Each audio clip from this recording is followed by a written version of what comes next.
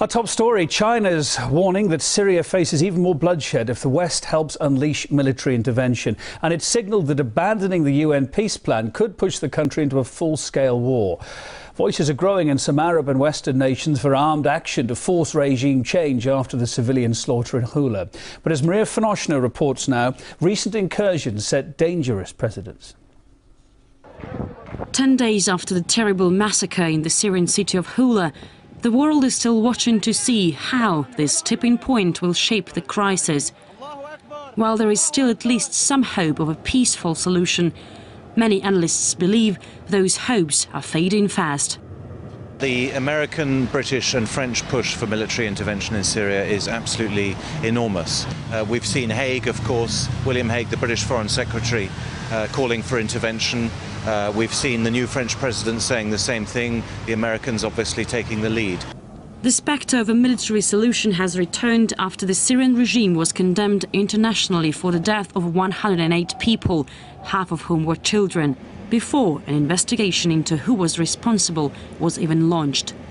They're all saying that the Assad regime is committing human rights abuses, and they repeat this message obsessively. I'm confident to predict that indeed it will remain fixed in people's minds and could well be used as a pretext. And you don't have to look back too far to see where hasty judgments saw a rush to take up arms. By the Kosovo War in 1999, it's exactly what happened. You had an allegation of a massacre, which was the village of Rachak. You had a UN inquiry that was severely bullied by the U.S. ambassador that was leading the observation mission on the ground. You had claims that it was a brutal, unprovoked massacre of innocent civilians by government troops. Serbia was blamed, presented with ultimatum in Rambouillet, and then bombed.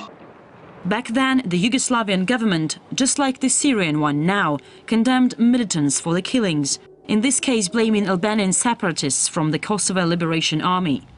An investigation was launched to find out whether the victims were innocent civilians, as the international community claimed, or whether the country's army had been battling professional fighters. 2 out of 3 forensic inquiries proved most of the casualties died in combat. The third report, by an EU team, has never been made public.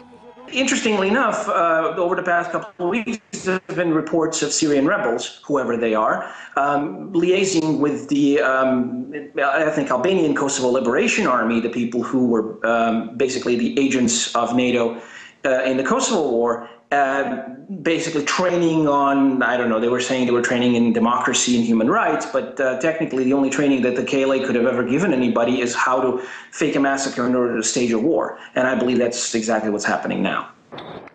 But even with hindsight, after the NATO bombing of Yugoslavia, or even the alliance's airstrikes in Libya last year, history isn't being prevented from repeating itself again and again. When these disturbing images from the Syrian village of Houla made world headlines, everybody agreed those who are guilty must be punished. But the reaction from the international community has been so swift and so coordinated, the risk is that punishment will come before even those who are truly responsible are exposed. And that could mean not just a loss of justice, but also a huge loss of life. Maria Finoshina, RT, Moscow.